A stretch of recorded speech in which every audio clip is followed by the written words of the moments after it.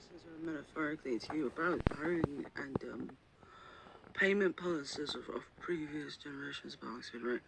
Okay. So if what you've done is you've gone to Washington D.C. and saying, I want a mortgage for a house like this. I've got some money. It's definitely my money.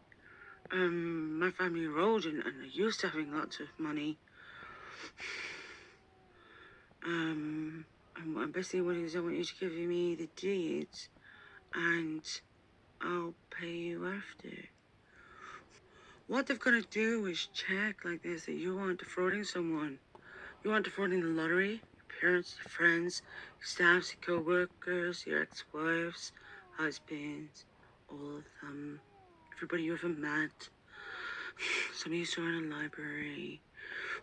Somebody's book you saw in a library. Before they give you anything. Right? But if you'd said that 400 years ago,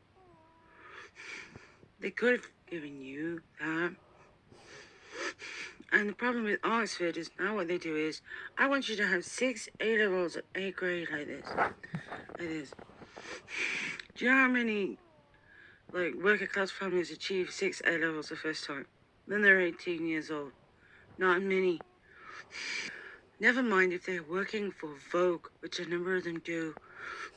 So basically, as far as the verity, the plausibility of your degree goes, it was a joke about university.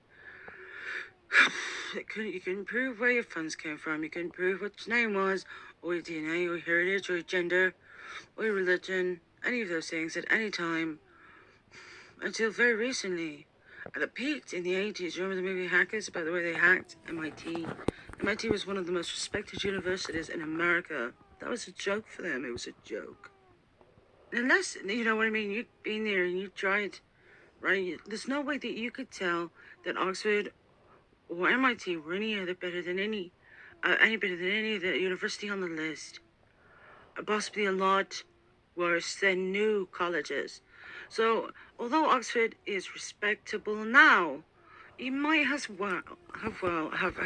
dabbled its glass in the mud for about 400 years. Who bothered to open and say, yes, we're a school. We're a school of respectability. Anybody could have done that. Nazis could have done that. Oh, wait, they did.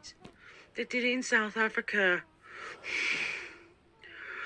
There's a school called Witwatersrand, right? It's huge. Really big. Paper shuffling desk. Do you really believe that anyone there qualified at anything except for abuse? You know what I'm saying? And sometimes life's like this. Like, your parents told you to do this. Like Fight Club, you know, go to college like this. Like, get married like this. Get a job. Don't you ever wonder what could have happened if you had shopped around a bit, you know what I mean? About university. If whether the new universities might be a lot better. It might be like revolutionarily better. Might have been like space age better if you bothered to check.